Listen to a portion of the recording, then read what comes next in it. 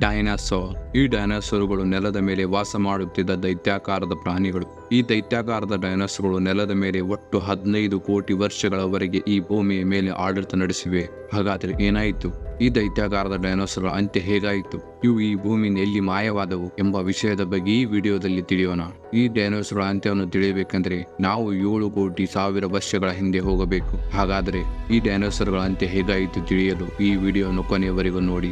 7,000 ಕೋಟಿ ವರ್ಷಗಳ ಹಿಂದೆ ಈ ಡೈನೋಸರ್ಗಳು ತುಂಬಾನೇ ಇದ್ದವು. ಆದರೆ ಇದರ ಜೊತೆಗೆ ನಮ್ಮ ವಂಶಜರು ಕೂಡ ಇದ್ದರು. ಅವರು ಬೇರೆ ಯಾರೂ ಅಲ್ಲ, ಈಗಿನ ಎಲಿಗಳ ರೂಪದಲ್ಲಿ ಇದ್ದರು. ಇವರೇ ಮುಂದೆ ಹೋಗಿ ಮಾನವನಾಗಿ ವಿಕಸಿತರಾದರು. ಈ ಇಲಿಗಳು ಅಥವಾ ಈ ಮ್ಯಾಮಲ್ಸ್ಗಳು ಮಗುವಿಗೆ ಜನ್ಮ ನೀಡುತ್ತಿದ್ದವು. ಆದರೆ ಈ ದೈತ್ಯಾಕಾರದ ಡೈನೋಸರ್ಗಳು ಮೊಟ್ಟೆಯನ್ನು ನೀಡುತ್ತಿದ್ದವು. ಹಾಗೆ ನಾವು ಮನುಷ್ಯರು ಕೂಡ ಮಗುವಿಗೆ ಜನ್ಮ ನೀಡುತ್ತೇವೆ ಮತ್ತು ಆವಾಗ ಮ್ಯಾಮಲ್ಸ್ ಕೂಡ ಮಗುವಿಗೆ ಜನ್ಮ ನೀಡುತ್ತಿದ್ದವು. ಈ ಮ್ಯಾಮಲ್ಸ್ಗಳು ಡೈನೋಸರ್ಗಳಿಗೆ ಹೆದರಿ ನೆಲದಲ್ಲಿ ಬಿಲವನ್ನು ತೋಡಿ ಅದರೊಳಗೆ ಅವಿತು ಕುಳಿತು ವಾಸ ಮಾಡುತ್ತಿದ್ದವು. ಈ ನೆಲದಲ್ಲಿ ಇರುವ ಕಾರಣದಿಂದ ಈ ಮ್ಯಾಮಲ್ಸ್ಗಳಿಗೆ ಒಂದು ವರದಾನ ಕಾದಿತ್ತು ಮತ್ತು ನೆಲದ ಮೇಲೆ ವಾಸಿಸುವ ಡೈನೋಸರ್ಗಳಿಗೆ ಒಂದು ಕಂಟಕ ಕಾದಿತ್ತು. ಅದೇ ಕ್ಷಣದಲ್ಲಿ ಆಕಾಶದಿಂದ ಒಂದು 12 ಕಿಲೋಮೀಟರ್ ದೊಡ್ಡ ಗಾತ್ರದ ಅಸ್ಟ್ರಾಯ್ಡ್ಸ್ ಭೂಮಿಗೆ ಅಪ್ಪಳಿಸಲು ಬರುತ್ತಿತ್ತು. ಈ ಅಸ್ಟ್ರಾಯ್ಡ್ಸ್ ಭೂಮಿಯ ಗುರುತ್ವಾಕರ್ಷಣೆ ಬಲದಿಂದ ಮತ್ತಷ್ಟು ವೇಗವಾಗಿ ಭೂಮಿಯ ಕಡೆಗೆ ಬರಲು ಪ್ರಾರಂಭಿಸಿತು. ಇದರ ವೇಗವು ಪ್ರತಿ ಸೆಕೆಂಡಿಗೆ 80,000 ಕಿಲೋಮೀಟರ್ ಆಗಿತ್ತು. ಈ ಅಸ್ಟ್ರಾಯ್ಡ್ಸ್ ಭೂಮಿಯ ವಾಯುಮಂಡಲಕ್ಕೆ ಪ್ರವೇಶಿಸಿದ ಕೂಡಲೇ ಇದು ದೊಡ್ಡ ಜ್ವಾಲಾಮುಖಿಯ ಬಂಡೆಯಾಗಿ ನಿರ್ಮಾಣವಾಯಿತು. ಈ ಅಸ್ಟ್ರಾಯ್ಡ್ನ ಬೆಳಕು ಇಷ್ಟು ತೀಕ್ಷ್ಣವಾಗಿತ್ತು, ಇದರ ಬೆಳಕಿನಿಂದ ನೆಲದ ಮೇಲೆ ವಾಸಿಸುವ ಎಲ್ಲಾ ಡೈನೋಸರ್ಗಳ ಕಣ್ಣು ಕಾಣದ ಸ್ಥಿತಿಗೆ ತಲುಪಿಬಿಟ್ಟಿದ್ದವು. ಇದು ಭೂಮಿಗೆ ಇಷ್ಟು ವೇಗವಾಗಿ ಅಪ್ಪಳಿಸಿತು. ಇದರಿಂದ ಒಂದು ಜ್ವಾಲೆ ಉಂಟಾಯಿತು. ಇದು ನೆಲದ ಮೇಲೆ ಇಷ್ಟು ಪ್ರಭಾವ ಬೀರಿತು. ಇದರಿಂದ ಒಟ್ಟು 200 ಕಿಲೋಮೀಟರ್ ಅಗಲ ಮತ್ತು 30 ಕಿಲೋಮೀಟರ್ ಆಳವಾದ ತೆಗ್ಗು ಬಿದ್ದು ಬಿಟ್ಟಿತು. ಈ ಕಾರಣದಿಂದ ಆಕಾಶದ ತುಂಬೆಲ್ಲ ಒಂದು ಕೆಂಪು ಪದರ ನಿರ್ಮಾಣವಾಯಿತು ಮತ್ತು ಭೂಮಿಯ ಕೆಳಗಡೆ ಇರುವ ಎಲ್ಲಾ ಪದರಗಳು ಛಿದ್ರವಾದವು. ಇದರಿಂದ ಸಮುದ್ರದಲ್ಲಿ ಒಂದು ಭಯಂಕರವಾದ ಅಲೆ ಉಂಟಾಯಿತು. ಈ ಅಲೆಗಳು ಕೂಡಿ ಒಂದು ದೊಡ್ಡ ಪ್ರಮಾಣದ ಸುನಾಮಿ ಉಂಟಾಯಿತು. ಈ ವೇಳೆಗೆ ಭೂಮಿಯ ವಿನಾಶದ ಅಂಚಿನಲ್ಲಿ ತಲುಪಿತ್ತು.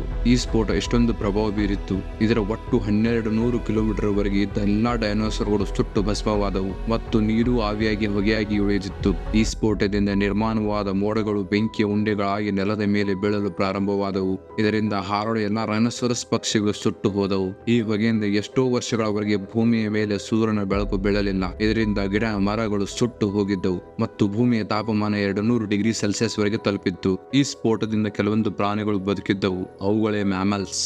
ಇವು ಭೂಮಿಯ ಕೆಳಗಡೆ ಇದ್ದಿದ್ದರಿಂದ ಇವು ಮಹಾಸ್ಫೋಟದಿಂದ ಉಳಿದು ಬಿಟ್ಟಿದ್ದವು. ಈ ಮಹಾಸ್ಫೋಟದ ಕೆಲವು ಲಕ್ಷ ವರ್ಷಗಳ ನಂತರ ನೆಲದ ಮೇಲೆ ಇದ್ದ ಎಲ್ಲಾ ಡೈನೋಸರ್ಗಳ ಅಂತ್ಯವಾಗಿ ಬಿಟ್ಟಿತ್ತು. ಅಲ್ಲಿಂದ ಒಂದು ಹೊಸ ಜೀವನ ಶುರು ಆಗಿಬಿಟ್ಟಿತ್ತು. ಬದುಕುಳಿದ ನಮ್ಮ ಪೂರ್ವಜರು ಸಮಯ ತಕ್ಕಂತೆ ಬದಲಾಗುತ್ತಾ ಹೊರಟರು. ಆವಾಗ ಅವರು ಮನುಷ್ಯರ ತರ ಕಾಣುತ್ತಿರಲಿಲ್ಲ. ಇಂದಿನಿಂದ 5 ಕೋಟಿ ವರ್ಷಗಳ ಹಿಂದೆ ಭೂಮಿಯ ತಾಪಮಾನ ಸರಿಸಮಾನ ಈಗಿನ ತಾಪಮಾನದ ಲೆವೆಲ್ಗೆ ಬಂದು ಬಿಟ್ಟಿತ್ತು. ಭೂಮಿಯ ತಾಪಮಾನ ಆವಾಗ 24 ಡಿಗ್ರಿ ಸೆಲ್ಸಿಯಸ್ ಮತ್ತು ಎಲ್ಲಾ ಮಹಾದ್ವೀಪಗಳು ನಿರ್ಮಾಣಗೊಂಡಿದ್ದವು. ಆವಾಗ ನಮ್ಮ ಭೂಮಿಯ ಪದರಗಳ ಟೆಕ್ಟಾನಿಕ್ ಪದರಗಳ ಚಲನೆಯಿಂದ ಈ ಮಹಾದ್ವೀಪಗಳು ಭಾಗವಾದವು. ಅಂತಹ ದ್ವೀಪಗಳಲ್ಲಿ ನಮ್ಮ ಇಂಡಿಯಾ. ಈ ಮಹಾದ್ವೀಪವು ಏಷ್ಯಾ ಮಹಾದ್ವೀಪದ ಕಡೆಗೆ ನಡೆದಿತ್ತು. ಈ ಮಹಾದ್ವೀಪವು ಅಪ್ಪಳಿಸಿದ ಕಾರಣ ಒಂದು ಮಹಾಪರ್ವತವು ನಿರ್ಮಾಣಗೊಂಡಿತು. ಅದುವೇ ಮೌಂಟ್ ಎವರೆಸ್ಟ್. ಇದು ಜಗತ್ತಿನ ಅತಿ ಎತ್ತರದ ಮಹಾಶಿಖರವಾಗಿದೆ. ಇಷ್ಟೊತ್ತಿಗೆ ಮನುಷ್ಯನು ತುಂಬಾ ಬೆಳೆದು ಬಿಟ್ಟಿದ್ದನು. ಇಂದಿನಿಂದ ಸುಮಾರು 40 ಲಕ್ಷ ವರ್ಷಗಳ ಹಿಂದೆ ಆಫ್ರಿಕಾ ಖಂಡದಲ್ಲಿ ಒಂದು ಪರ್ವತ ನಿರ್ಮಾಣಗೊಂಡಿತ್ತು. ಅದುವೇ ಈಸ್ಟ್ ಆಫ್ರಿಕನ್ ರಿಫ್ಟ್ ವ್ಯಾಲಿ. ಅಲ್ಲಿ ನಮ್ಮ ಪೂರ್ವಜರಿದ್ದರು. ಅವರಿಗೆ ಆಪ್ಸ್ ಎಂದು ಕರೆಯುತ್ತಿದ್ದರು. ಈ ಆಪ್ಸ್ಗಳು ಜಾಸ್ತಿ ಮರಗಳಲ್ಲಿ ನೆಲೆಸುತ್ತಿದ್ದರು. ಆ ಟೈಮ್ನಲ್ಲಿ ಆಫ್ರಿಕಾದ ಮಳೆಯು ಕಡಿಮೆಯಾದ ಕಾರಣ ಅಲ್ಲಿ ಗಿಡ ಮರಗಳು ಒಣಗಲು ಪ್ರಾರಂಭ ಮಾಡಿದವು. ಆವಾಗ ಗಿಡದ ಮೇಲೆ ಇದ್ದ ಆಪ್ಸ್ಗಳು ಆಹಾರಕ್ಕಾಗಿ ನೆಲದ ಮೇಲೆ ಇಳಿದವು. ಈ ಆಪ್ಸ್ಗಳು ನೆಲದ ಮೇಲೆ ನಡೆಯಲು ಪ್ರಾರಂಭ ಮಾಡಿದವು. ಟೈಮ್ಗೆ ತಕ್ಕಂತೆ ಇವುಗಳ ಬುದ್ಧಿಶಕ್ತಿ ಬೆಳೆಯಲು ಪ್ರಾರಂಭವಾಯಿತು. ಹಾಗೆ ಮುಂದೆ ಬರುತ್ತಾ ಕಲ್ಲಿನಿಂದ ಬೇಟೆಗಾಗಿ ಅಸ್ತ್ರಗಳನ್ನು ತಯಾರಿಸಲು ಶುರು ಮಾಡಿದರು ಮತ್ತು ಬೆಂಕಿಯನ್ನು ತಯಾರು ಮಾಡಿದರು. ಇದರಿಂದ ಇವರಿಗೆ ಚಳಿಯಿಂದ ತಪ್ಪಿಸಿಕೊಳ್ಳಲು ಆಹಾರವನ್ನು ಬೇಯಿಸಿ ತಿನ್ನಲು ಸಹಾಯವಾಯಿತು. ಇಂದಿನಿಂದ 2 ಲಕ್ಷ ವರ್ಷಗಳ ಹಿಂದೆ ಮನುಷ್ಯನು ತನ್ನದೇ ಆದ ಭಾಷೆಯಲ್ಲಿ ಮಾತನಾಡಲು ಪ್ರಾರಂಭ ಮಾಡಿದನು ಮತ್ತು ತನ್ನದೇ ಆದ ಸಂಸಾರವನ್ನು ಶುರು ಮಾಡಿದನು. ಈಗ ಇದು ನಮ್ಮ ಪ್ರಪಂಚ. ನಾವು ಹಲವು ವಸ್ತುಗಳನ್ನು ಕಂಡುಹಿಡಿದಿದ್ದೇವೆ ಹಾಗೂ ಇನ್ನು ಕಂಡುಹಿಡಿಯುವುದು ಬಾಕಿ ಇದೆ. ಈ ವಿಡಿಯೋದಲ್ಲಿ ಇಷ್ಟೇ. ಈ ವಿಡಿಯೋ ಇಷ್ಟ ಆದರೆ ಲೈಕ್ ಮಾಡಿ. ಇಂತಹ ವಿಡಿಯೋಗಳನ್ನು ನೋಡಲು ನಮ್ಮ ಸೈನ್ಸ್ ಫ್ಯಾಕ್ಟ್ ಕನ್ನಡ ಯೂಟ್ಯೂಬ್ ಚಾನಲ್ಗೆ ಸಬ್ಸ್ಕ್ರೈಬ್ ಆಗುವುದು ಮರೆಯಬೇಡಿ. ಮತ್ತೆ ಸಿಗೋಣ ಇಂಥ ಇಂಟ್ರೆಸ್ಟಿಂಗ್ ವಿಡಿಯೋದೊಂದಿಗೆ. ಜೈ ಹಿಂದ್, ಜೈ ಕರ್ನಾಟಕ.